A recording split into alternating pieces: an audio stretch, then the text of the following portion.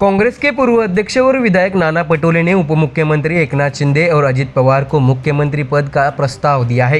Media से बातचीत करते हुए नाना पटोले ने कहा है कि हमारे पास आइए, हम आपको समर्थन करेंगे। चर्चा थी कि एकनाथ शिंदे सत्ता संभालने के बाद कुछ समय तक मुख्यमंत्री पद नहीं मिलने के कारण नाराज चल रहे थे। इस पर अब महाविकास आघाड़ी में घटक दल शिवसेना उद्धव ठाकरे पार्टी के नेता संजय राउत ने अपनी प्रतिक्रिया दी है। शनिवार को हुई प्रेस कॉन्फ्रेंस में संजय राउत ने कहा है कि नाना पटोले की प्रतिक्रिया पर मैं क्या कहूँगा, मेरी जुबान की बातें बंद है। साथ ही क्या सुधीर मुनगंटीवार ने भी उनके प्रस्ताव में है, इसकी भी जांच होनी चाहिए। नाना पटोले हमारे सहयोगी है, वह कांग्रेस पार्टी के वरिष्ठ नेता है और विधानसभा अध्यक्ष का पद भी संभाल चुके हैं।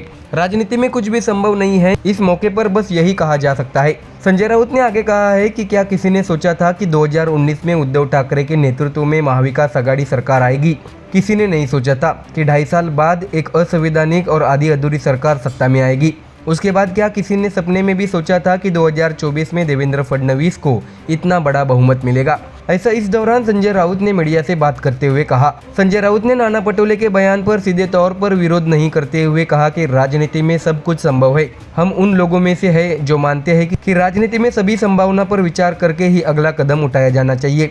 उन्होंने ये भी स्पष्ट किया कि अगर नाना पटोले ने किसी को प्रस्ताव दिया है और उनका प्रस्ताव स्वीकार कर लिया गया है तो हम निश्चित रूप से उनसे चर्चा करेंगे। महाराष्ट्र में जिस तरह से पर्दे के पीछे राजनीति चल रही है, हम नाराजगी को बढ़ते देख रहे हैं, टक्कर साफ दिख रही है, जिसे देखते हुए नाना पटोले ने ऐसा बयान दिया होगा।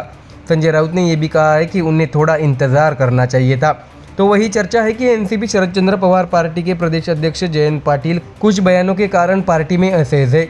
इस पर अलग अलग चर्चाएं सामने आने के बाद उन्होंने अपनी स्थिति स्पष्ट की। उन्होंने ये भी कहा है कि वह शरद पवार के नेतृत्व में ही काम करेंगे।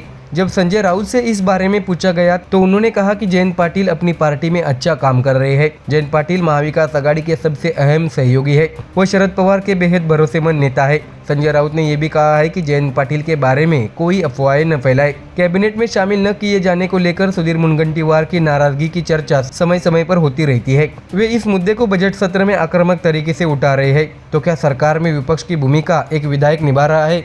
ऐसा सवाल संजय राउत से पूछा गया। इस पर उन्होंने कहा कि क्या नाना पटोले ने एकनाथ शिंदे और अजित पवार को जो ऑफर दिया था उनमें सुधीर मुनगंटीवार भी शामिल है, इसकी जांच होनी चाहिए।